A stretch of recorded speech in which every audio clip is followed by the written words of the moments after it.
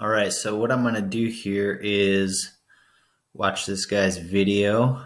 Um, this is a person I went to middle school and high school with. He currently still lives back home in Washington State.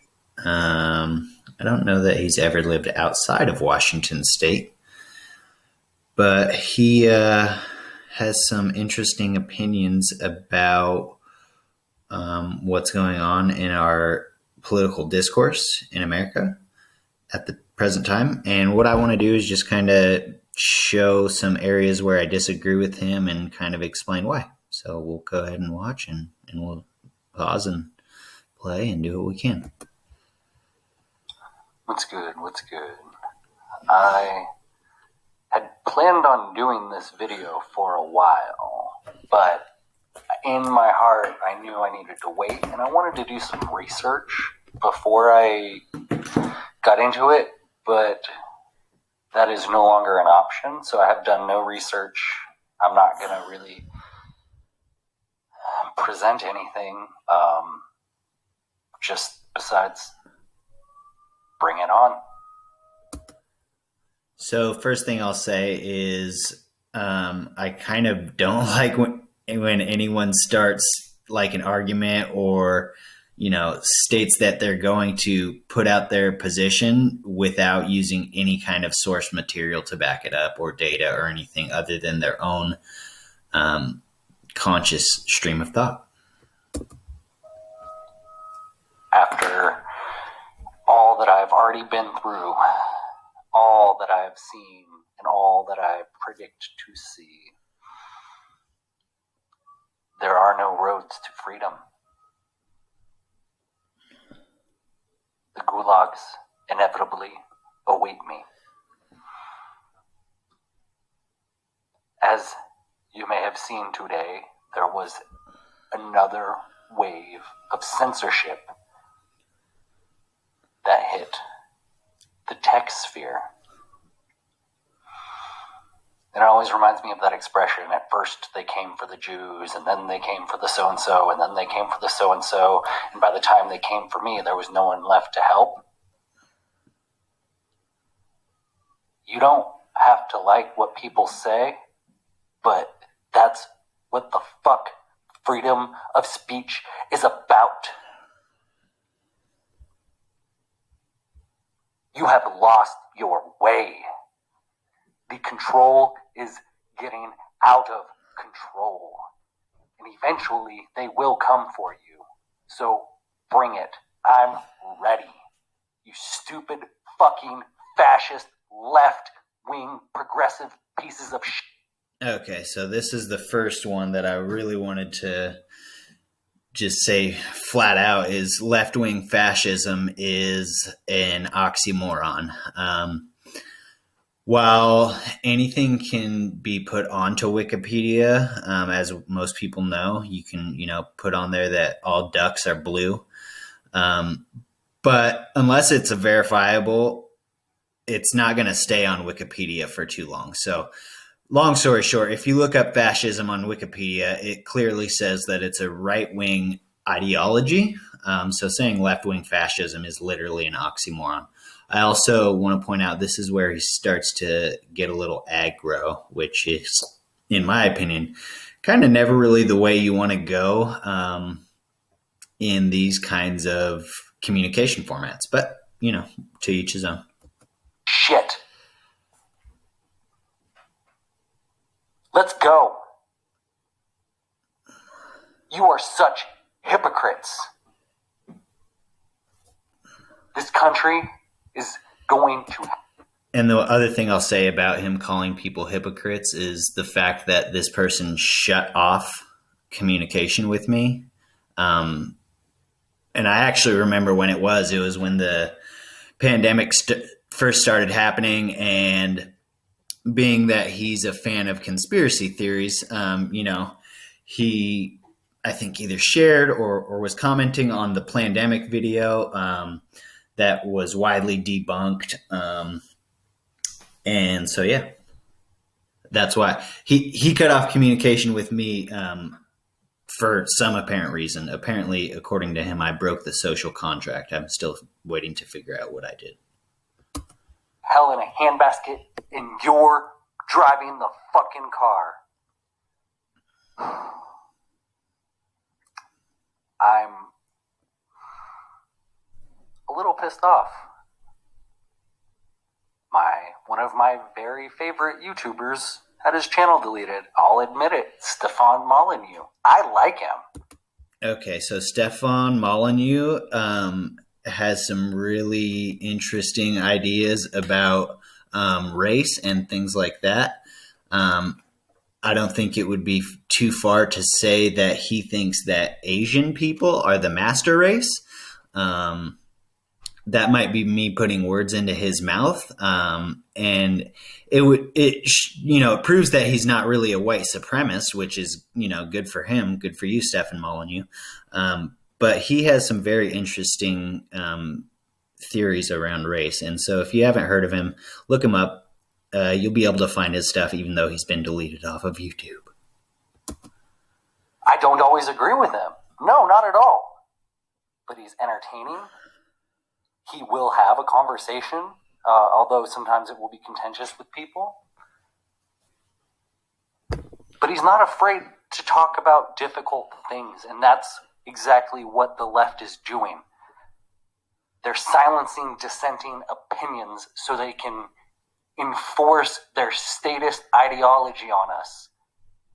Conform and comply, or go to a re-education camp. You think I'm joking? Just fucking wait.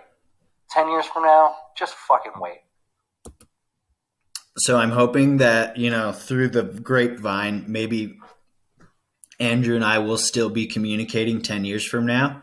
And we will see whether or not we have left-wing re-education camps in America. So wait and find out.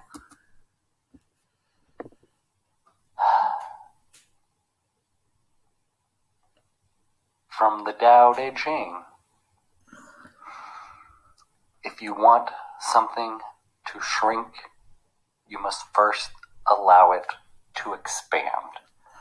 If you want to rid people of hateful thoughts and hateful ideologies, you must first allow their thoughts to flourish. You must first allow them to see outside of their own mind how crazy they're being. That requires you to compassionately converse with people.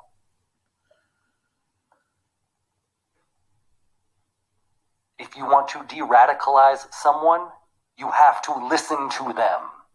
You cannot shame them into submission. That is going to create the silent Trump voters that are going to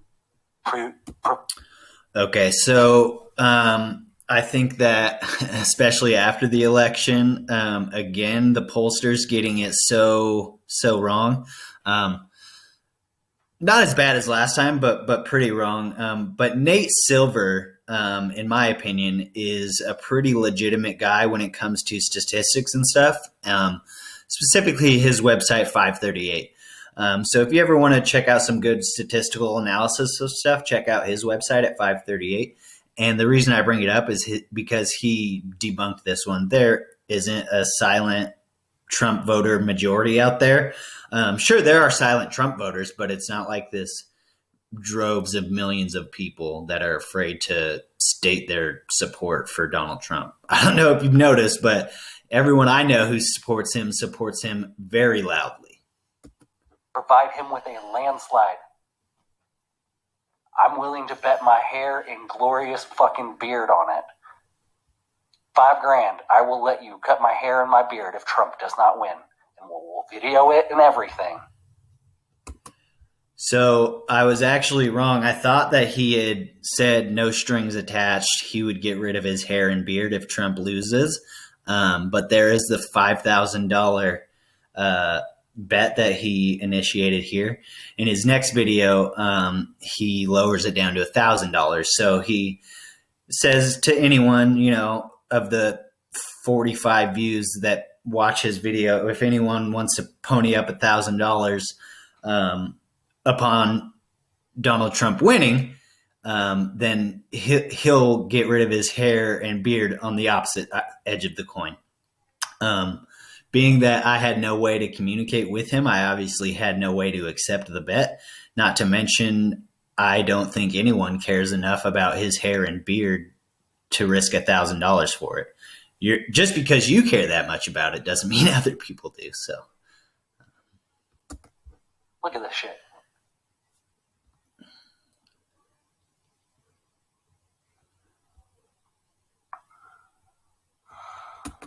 Also, you can tell he just has very little vanity and is just full of humbleness. So, I probably won't have a YouTube. I wouldn't have a YouTube channel if I had any number of subscribers. I started at the point where I'm so small they don't give a shit. So I probably won't continue. There will be a new platform that emerges, and I'll move there. But while I have my channel, I'm going to use it to speak my truth.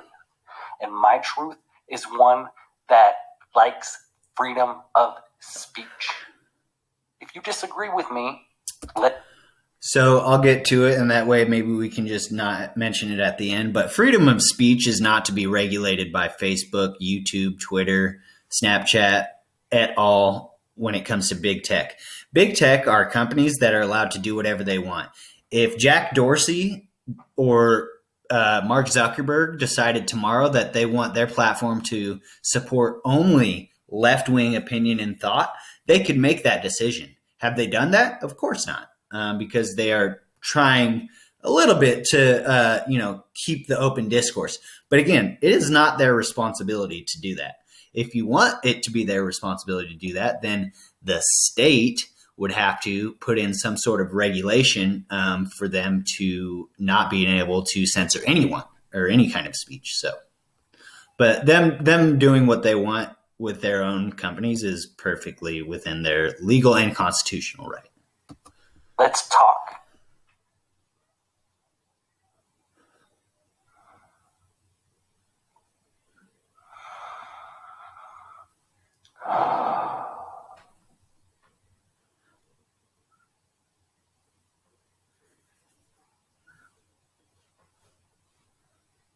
I'm sorry for raging out earlier. I'm full of all kinds of stressful emotions. I'm financially stressed. My body hurts. My soul hurts. I got family shit I'm dealing with. I feel you, dog. Man, we're all fucking struggling right now. This country could be so great. It truly could be.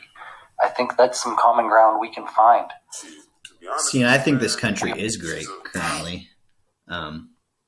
Could it be better? Absolutely. Is it the best country in the world? Maybe not. I haven't been to enough countries to really make that assessment without it having no claim to it. There's no claim because I haven't been outside of the country that much. So we are not at all living up to our potential as a people and as a nation.